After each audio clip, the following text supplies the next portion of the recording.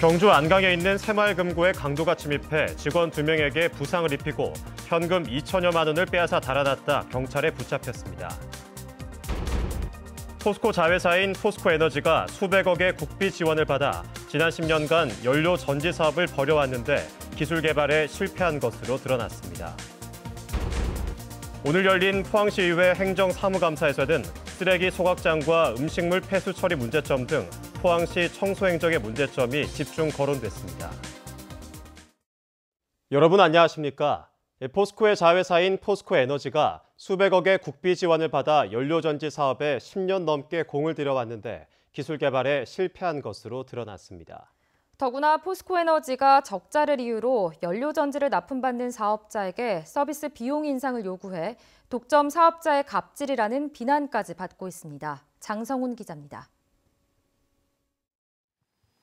포스코에너지는 지난 2007년부터 미국 퓨얼셀 에너지로부터 기술 이전을 받아 연료전지 생산에 들어가 핵심 설비 제조 기술도 차례로 국산화했습니다.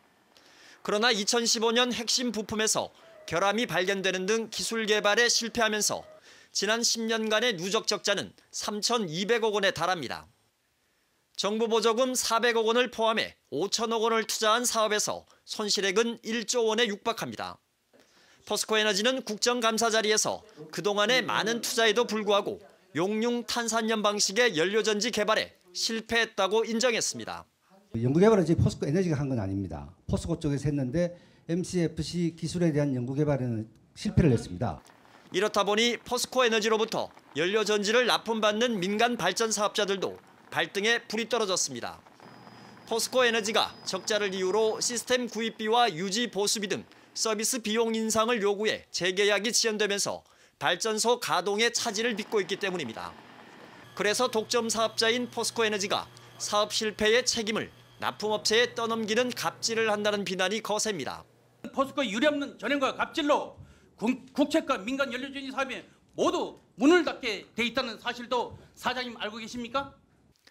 특히 한수원이 470억 원을 투자한 국내 최대 연료전지 발전소인 경기그린에너지는 문을 닫을 경우 3,200억 원의 피해가 예상되는 등 전국의 발전소 10여 곳에서 같은 피해가 우려됩니다. 지금 저희는 그 서비스 계약을 기다리다가 거의 그 경기그린이 지금 제대로 가동이 안 되고 있는 그런 형편에 있습니다. 포스코에너지의 서비스 지원을 받는 다른 중소 중견 기업들도 마찬가지로 겪고 있는 상황입니다. 또 포스코에너지가 최근 자체 기술력을 평가절하하고 조인트 벤처 설립을 통해 국고 보조금을 받은 연료 전지 사업을 매각하려 한다는 의혹까지 나왔습니다. 조인트 벤처를 만들겠다고 합니다. 스스로 기술력을 공경련히 평가절하하면서 대체 누구와 어떻게 사업을 정상화하겠다는 말씀이십니까? 포스코에너지는 연료전지 개발 실패와 관련해 필요하면 감사원 감사를 받겠지만 연료전지 사업은 계속할 방침이라고 밝혔습니다. 저희들은 연료전지 사업을 계속해 나갈 겁니다. 다만 현재 적자폭이 너무 크기 때문에 적자폭을 줄이기 위한 노력을 계속하고 있고요. 개별 기업 간에 지금 협상이 진행되고 있는 이런 상황이라고 말씀을 드리겠습니다. 비상식적인 기업 인수와 매각 등으로 금융감독원의 감리가 예고된 포스코. 실패한 연료전지 사업으로 감사원 감사까지 제기되면서 창사 이후 최대 위기를 맞고 있습니다. MBC 뉴스 장성훈입니다. 경주의 한 새마을금고에 강도가 침입해 직원 2명을 흉기로 찌르고 현금 2천여만 원을 빼앗아 달아났다가 3시간 만에 잡혔습니다. 청원경찰도 없는 허술한 방범 시스템 때문에 새마을금고만 올 들어 6번째 털렸습니다. 보도에 김철승 기자입니다. 모자를 눌러쓰고 마스크로 얼굴을 가린 건장한 남성이 가방을 든 채 경북 경주의 한 새마을금고로 향합니다. 문을 여는 시간에 맞춰 새마을금고로 들어가더니 곧바로 강도로 돌변합니다. 제지하는 직원 2명을 흉기로 찌르고 서랍에 든 현금 2,400여만 원을 챙겨 달아납니다. 범행에 걸린 시간은 1분 30초. 다친 직원 2명은 병원으로 옮겨졌지만 가슴을 찔린 직원은 위중한 상태입니다. 저희 쪽 자리로 들어오시면 안 된다고 안내를 드리는 와중에 바로 찔러버렸거든요. 돈 가방을 챙긴 범인은 100여 미터쯤 떨어진 곳에 미리 세워둔 승용차를 타고 달아났습니다. 여기서 막 딱 끊는데 심장이 막 얼마나 떨렸는지 몰라요. 경찰은 범행 3시간 30여 분 만에 자기 집에 있던 용의자를 붙잡고 훔쳐간 돈도 되찾았습니다. 검거 당시 40대 용의자는 수면제를 과다 복용해 의식이 없었습니다. 경찰은 용의자와 흉기에 찔린 피해자가 아는 사이라는 진술도 있어 용의자가 깨는 대로 구체적인 범행 동기를 조사할 계획입니다. 올 들어 발생한 새마을 금고 강도 사건만 전국에서 6건, 지역의 소규모 새마을 금고에는 청원 경찰이 없고 방범 시스템도 허술해 강도들의 손쉬운 표적이 되고 있습니다. MBC 뉴스 김철승입니다. 포항시의회가 4일째 행정사무감사를 이어가고 있습니다. 오늘은 포항시의 쓰레기 행정 문제가 가장 뜨거웠는데요. 완공을 앞둔 쓰레기 소각장과 음식물 폐수 처리 문제점을 집중적으로 따졌습니다. 김기영 기자가 보도합니다. 음식물 쓰레기를 처리하는 영산만 산업과 계약 종료를 불과 1년 8개월 남겨놓고 포항시는 제3의 장소에 처리시설 건립을 추진하고 있습니다. 의원들은 지금껏 투입된 100억 원을 낭비하는 것 아니냐고 따졌습니다. 포항시는 이 부분에 대해서는 의회도 책임이 있다며 설전을 벌였습니다. 포항시 의회도 그 결정을 해줬기 때문에 포항시 의회가 책임 있는 부분에 대해서 법적인 문제 제기를 하시고요. 여기 우리 저희들이 포항시가 결정됐다는 건 어디도 없습니다. 포항시가 위탁 수수료를 지급하는 영산만 산업은 지난해 매출액이 3억 원 줄었는데 이익은 3배 늘었다며 포항시가 원가 계산을 정확히 했는지 업체에 끌려 다니는 건 아닌지 질타가 이어졌습니다. 포항시가 시민의 혈세로 1년에 60에서 70억 사이의 수수료를 지급함에도 사기업이라는 미명하에 관리 감독이 안 된. 현재 시험 가동 중인 SRF, 즉 생활 쓰레기를 태워 전기를 생산하는 소각시설이 영천시에 굉장한 혜택이 돌아가는 것으로 이번 감사에서 처음 드러났습니다. 국비 지원을 조건으로 영천시 쓰레기까지 처리해 주는데 도비 38억 원을 확보하지 못한 문제점과 영천시와 반입수수료 재협상의 필요성도 대두돼 향후 포항도의원의 역할이 필요해 보입니다. 영천시가 얻는 이익이 단순 계산만 해도 300억이에요. 그리고 사회적 비용, 우리 시가 감당해야 될 사회적 비용들을 감안하면 이상입니다. 또 SRF 가동 시 5km인 피해 지원 범위를 포항시가 일방적으로 2km로 축소한 데 대한 근거가 뭐냐고 따졌습니다. 지금 바이오매스 문제되고 있죠. 거기에 집행부가 뭐라고 했습니까? 주민 동의가 없으면 못한다고 되어 있습니다. 주민 동의 못하면 어떻게 하시겠습니까? 음식물과 생활 쓰레기, 재활용 선별 등 포항시의 쓰레기 행정은 총체적으로 낙제점 수준입니다. MBC 뉴스 김기영입니다. 일본이 독도 영유권을 주장하는 국제법적인 주요 근거가 바로 제2차 세계대전 이후 체결된 대일 강화 조약입니다. 미국이 일본 편을 드는 바람에 결국 독도 영유권 분쟁의 빌미를 제공하게 됐는데 포항문화방송이 이 과정을 새롭게 조명하는 창사특집 다큐멘터리를 제작했습니다. 한기민 기자가 소개합니다. 일본은 도대체 무엇을 근거로 독도가 자기네 땅이라고 주장하는가? 바로 제2차 세계대전 이후 연합국과 일본 간에 체결된 대일 강화 조약, 이른바 샌프란시스코 조약입니다. 당초 미국은 패전국인 일본에 가혹한 수준의 조약을 추진했지만 동아시아의 공산화를 막을 수 있는 교두보로 삼기 위해 우호적인 방향으로 급선회야 합니다. 이런 분위기 속에 독도를 한국 영토로 인정한 조약 초안은 당시 주일 미 정치 고문이던 윌리엄 시볼드의 의견이 반영돼 일본령으로 표기됐습니다. 시볼드가 보낸 의견은 간단합니다. 일본에게 가혹하고 징벌적인 조약을 강요하면 안 된다. 특히 영토 문제에 대해서는 독도가 일본령이라고 하는 주장을 처음으로 제기한 사람이 시볼드였습니다.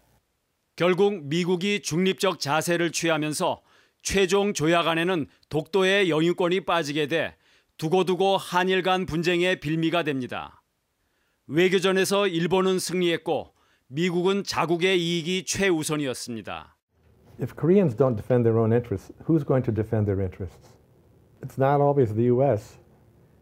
There may be nobody.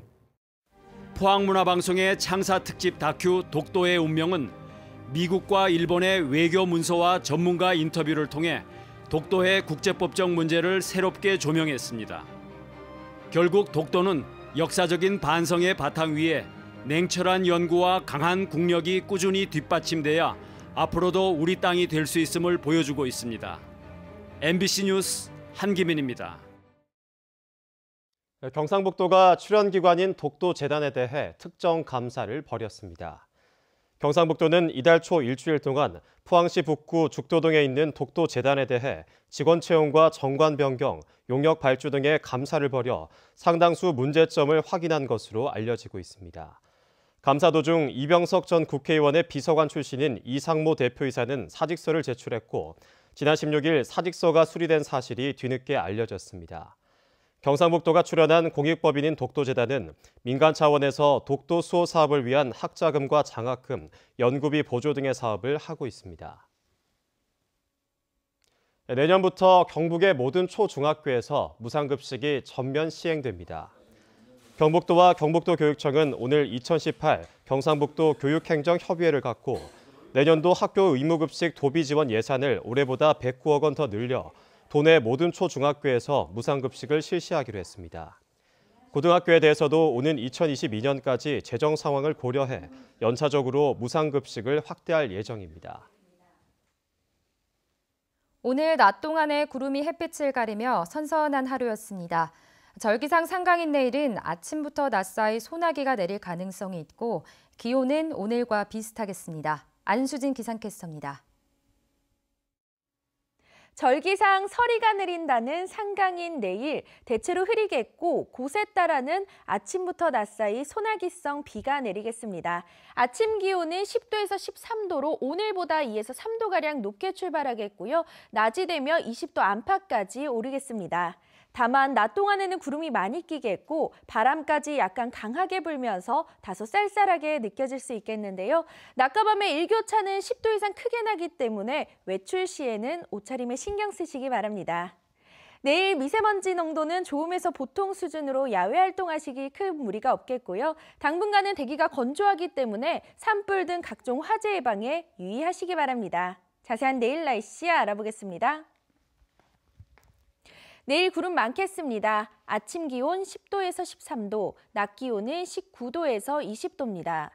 울릉도와 독도의 하늘도 구름 많이 지나겠습니다. 아침 기온 울릉도 15도, 독도 17도, 낮이 되면 울릉도 18도, 독도 19도입니다.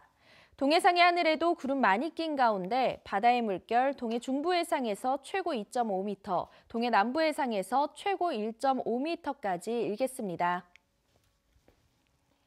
수요일부터는 맑은 가을 하늘을 되찾겠고요. 금요일에는 한 차례 비 소식이 들어 있습니다. 날씨였습니다. 경북 균형발전의 컨트롤타워 역할을 수행할 경북 지역혁신협의회가 구성돼 본격적인 활동에 들어갔습니다.